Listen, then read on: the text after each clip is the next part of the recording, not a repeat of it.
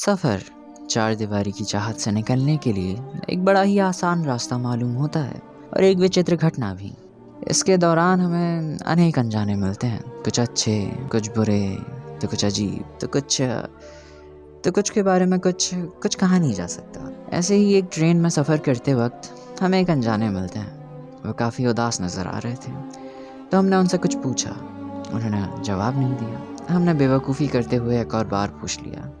उन्होंने जवाब दिया। वो जवाब देते गए और हम आदत से मजबूर हमने उनका सल्यूशन उन्हें दिया और उन्हें वो कुछ खास पसंद नहीं आया। और उन्होंने कहा, अपनी औकात में रहो, तुम जानते क्या हो मेरे बारे में? मैंने तुमसे सलाह मांगी थी, तुमने तो अंजाम ही सुना दिया। हमने उनके गुस्से को नज़रअंदाज करते हुए कहा, औकात, ये शब्द औकात, देखिए बुरा मत मानिएगा, पर इस शब्द का मतलब हमेशा हैसियत से नहीं होता, कभी कभार औहदे से भी होता है। अभी हमारे सामने आपका औहदा एक मुसाफिर का है, जो हमसे एक ऐसी मंजिल के बारे में पूछ रहा है जिसका आसमान तो फूलों से भरा हुआ है, पर रास्ता कांटों से। वहाँ पर उड़कर जाओ और सारा आसमान तुम्हारा, पर जो तुमने की गुस्ताखी चलने की। खैर, हर किसी को इसका अंजाम रास नहीं आता। इतना सुनते ही उनका गुस्से से लाल चेहरा काफ़ी अचंभित नजर आया। उन्होंने हमसे पूछा, कभी आप इस रास्ते पर चले हो?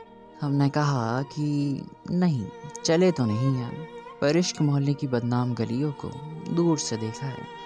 काफ़ी खूबसूरत नज़र आती हैं। इन्हीं गलियों पर बने आशियानों की ऊंची ऊंची मंजिलों पर कुछ लोग दिखे। उन्हीं इमारतों को देखकर लगा कि सफ़र काफ़ी आसान होगा, पर हम ज़रा ठहर गए। जहन में खनकते दूर के ढोल सुहावने तो काफ़ी लग रहे थे, पर उनके नशे को हमने उतारना ही ठीक समझा। कहावत जो सुन रखी थी। इतना सुनते ही वो मुस्कुराए और हमने हमारी बात जारी रखते हुए कहा कि जैसे ही हमारी आंखों से पर्दा हटा तो हमें एहसास हुआ कि कुछ लोग नीचे भी हैं। वो दृश्य इतना भयावह है कि एक पल को हम कुछ और सोच भी ना सके। किसी के हाथ कट चुके थे तो किसी के पैर, किसी की आंखें छिन चुकी थी तो किसी की सांसें, किसी के पंख जल चुके थे तो किसी की जिंदगी। हमें एहसास हुआ कि वो वीरां गली दर्द और पछतावे की चीख पुकारों से भरी हुई है। उनकी आंखों से ज्योति छिन चुकी थी। उनके अंतर मन में प्यार सिर्फ एक शब्द बन चुका था जिसका कोई अर्थ ना था, क्योंकि ये तो बहुत पहले ही मान चुके थे कि ये शब्द और वो अर्थ उनके बिना सब व्यर्थ, और इनका अर्थ तो उन्होंने बहुत पहले ही खो दिया। उन्हें ज़रूरत थी, प्यास थी। मुझे विश्वास ना हुआ कि इश्क के इम्तिहान को पार करके भी कोई कैसे अधूरा रह सकता है। जैसे वो दरियों से घिरे हुए हों फिर भी बूंद भर पानी को तरसते हों। क्यों? जवाब मैं जानता था। इस क्यों का जवाब मैं जानता था, पर फिर भी ये सवाल मेरे मन को एक दीमक की तरह कुरेदता रहा। जैसे कुछ खो गया हो, कुछ बाकी हो, कुछ अधूरा हो। इस भयानक व्यंग्य से ऊपरी मंजिल वाले अनजान थे। उन्हें अभी भी रास्ता रंगीन फूलों से सजा हुआ, घास हरी और आसमान नीला नजर आता है, पर उन्हें समझाए कौन कि जो रास्ता कभी शांति का प्रतीक माना जाता था वो अब लहू और लाशों का खेल बन चुका है। लाल रंग जो कभी उनके बालों पर गुलाबों की शान था, अब वही लाल रंग लहू बनकर कफनों को सजाता है। इतना भयावह दृश्य देखकर हमारे पैर एक कदम और ना बढ़ा सके और अब दिशा बदल चुकी थी।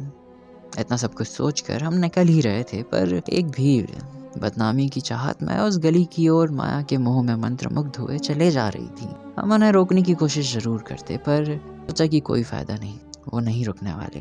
वो आसमान की तरफ देखकर इतने ज्यादा मंत्रमुग्ध, इतने ज्यादा सम्मोहित हो जाते हैं कि कांटों से होने वाली पीड़ा वो समझ ही नहीं पाते, देख ही नहीं पाते, और वो इसे प्यार का नाम देते हैं। सुनने में काफी अजीब लगता है ना?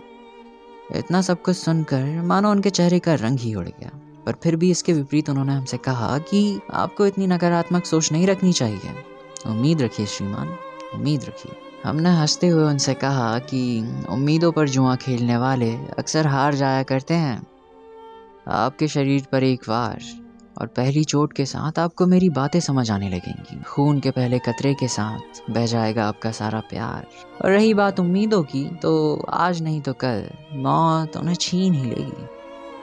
हमारी इन कठोर बातों को सुनकर वो गुस्से में दांत पीस कर बोले, तो क्या करूं मैं? इतनी उम्मीदें देकर छोड़ दूं उसे? यादें, वादे, मुलाकातें सब भूल जाऊं मैं? क्या कहूँगा उसे मैं कि मैंने किसी सनकी की बातें या कहूँ अंजाम सुनकर मैंने पहले ही हार मान ली। अरे कायर समझेगी वो मुझे, कायर। समझते नहीं हैं आप। उनके शांत स्वभाव पर सन्नाटा पड़ना हमें काफ़ी अजीब लगा, तो हमने कहा कि हमारे शब्दों की कठोरता के लिए हम क्षमा चाहते हैं श्रीमान, पर आप नाराज़ क्यों होते हैं? हम तो सिर्फ इतना कह रहे हैं कि बस उड़ना सीख लीजिए।